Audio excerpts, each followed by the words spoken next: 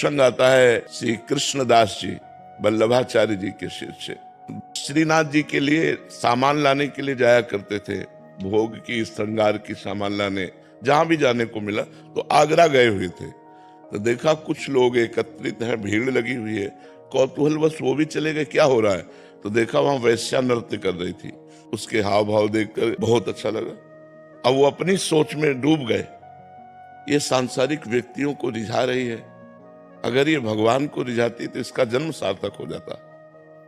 उस समय उन्होंने 10 रुपया ऐसे, तो वो वैश्या नजदीक आई, वैश्या को देखा, वैश्या ने समझा ये हम पर लुभायमान हो रहे हैं, 10 रुपया दिया। तो जहां रुके हुए थे वहां बुलाया साथ समाज के सहित और कहा जिस राग में हम कह रहे हैं ये पद सुनाओ। वो प्रवीण वैश्या थी, आलाप लेकर के उसी राग में, और जैसे उन्होंने कहा ऐसा अभिनय करो जैसे सामने बादशाह बैठा हो, और बादशाह के सामने जिस लिहाज से नृत्य किया जाता वैसा नृत्य किया। 1000 मुद्राएं दी और कहा यदि हमारे बादशाह के सामने चलो तुम जितना धन कहोगे वो तुम्हें देंगे। उनके आदमियों को धन दे दिया, उनको हटा दिया और कहा हमारे साथ चलो।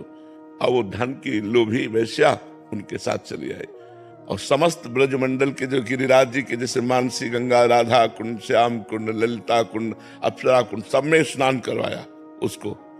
और पद ठाकुर जी श्रीनाथ जी का पद याद करवाया उसको और कहा आज मैं अपने बादशाह के सामने ले चल रहा हूं, अगर तू परफेक्ट निकल गई तेरा बेड़ा पार हो जाएगा, जीवन भर के लिए मैं जितनी संपत्ति कहेगी दे देंगे, क्योंकि जानते थे कि बचेगी ही नहीं। श्रीनाथ जी से कहा कृष्णदास जी ने कि हर बार सामान लाता हूं आपके लिए, इस बार एक नई सामान लाया हूं, इसे आप स्वीकार करें, नई सेवा सौंध है। सामने ले गए, नृत्य शुरू कर, और साजबाज अपने समाजियों का, और जे भी नृत्य करके ऐसे किया और ऐसे दृष्टि गई, देखा कोटि कोटि काम को मूर्छित करने वाले ललित त्रिभंगी।